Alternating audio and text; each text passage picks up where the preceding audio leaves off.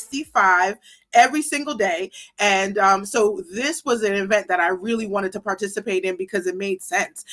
Every single day I'm proud. Why? Because of Black pride, right? Because of bisexual pride, because of she, her pride, because of disabled pride, because of natural hair pride, because of cannabis patient pride, and because of Brooklyn pride. In truth, it's all about self pride, right? And I've spent like really all of my adult life fighting for what I consider to be parity, and really making sure that every single space that I'm in has room for all of this self-pride. And not just my self-pride, your self-pride, her self-pride, his self-pride, their self-pride, and truthfully, all of our self-pride, right? That has been something that is tied to my thread of, just who I am as a person. And I wanted to make sure that I was sharing with you guys some of the work that I've been doing since entering the cannabis space. But honestly, all of that has been my career since becoming, I think, a grown woman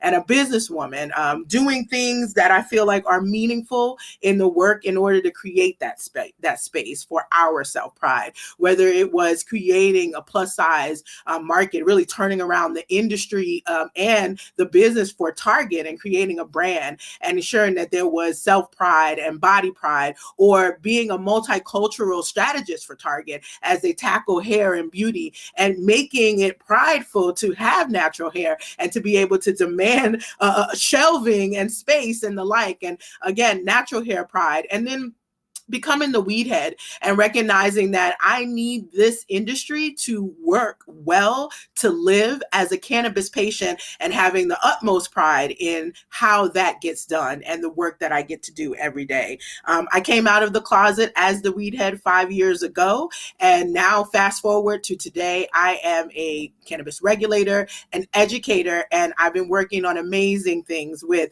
Dr. Rachel Knox and the Cannabis Health Equity Movement. And so I'm going to quickly share my screen in order to just give you guys a little bit of what we've been doing as we look to expand this concept of equity and really reframe it so that we can all get to where we're having space for our self-pride 365. So, okay, quickly going to go ahead and share the Chrome tab.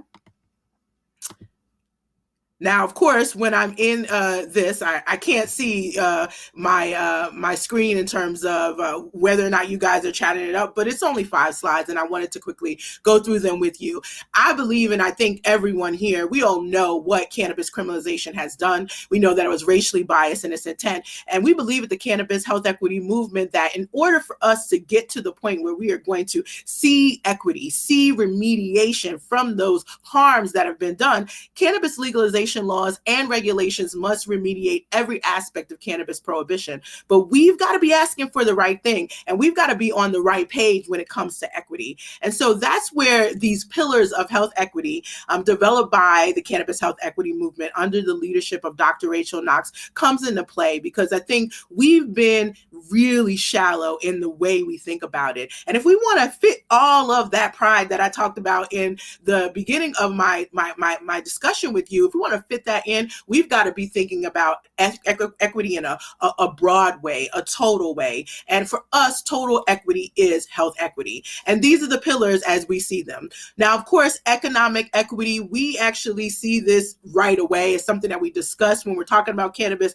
opportunity, licensing. What does the equity designation look like for people to be able to transition into the space? But as a whole, it's really just about impartial assurance of access to economic resources such as income and savings and assets and capital. But the key part is that personal and collective agency over the flow of those resources through your household and your communities. And we know from cannabis criminalizations that many households and many communities have been basically denied this opportunity to have that collective and personal agency over the flow. And so that is why economic equity is so important. But it is really only one leg of this table here, a foundation of total equity, environmental equity being a second important pillar. It's impartial assurance of access to and maintenance of clean air, water, land, and soil. And immediately, of course, I think of things and places like Flint, Michigan, where, there was a struggle still with clean water. So we know that there are communities that are dealing with that inequity right now.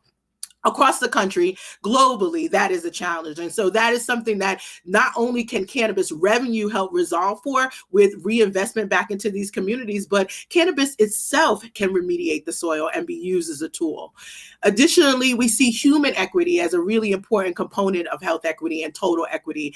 Optimization of an individual's knowledge, skills, ability, capability, adaptability, and empathy is basically creating a whole human being. And now that I have a son that's almost 18, I realize that it starts from beginning, day one, from conception all the way to adulthood. And what does that look like when we are educating our communities and our children? And we can see already that there are many communities that have had inequities over the years, and they still do, and that can be resolved with community reinvestment. But then there's also this important part of optimization of an individual's physical, mental, and spiritual fitness. And the physical fitness is what we think of when we think of health equity at a very superficial level. It means equity in healthcare. But beyond that, this is just one part of one pillar in a much larger thing that we get to drive well-being. And that to me is super important. And it's not just physical, it's mental and spiritual fitness. Cannabis, as you know, can be used as a tool for all three. But the most important equity pillar, which is why we talk about it so much, is social equity. And I think one of the most devastating things as a person who has Black pride, bisexual pride, again, disabled pride, all of the prides I have, is that in this country, we keep failing at equity or social equity because we haven't necessarily seen it yet. And so we have to keep pushing forward. But that's a fairness in policy, regulation, and the distribution of social resources and services to ensure that we get all of the infrastructure it can provide.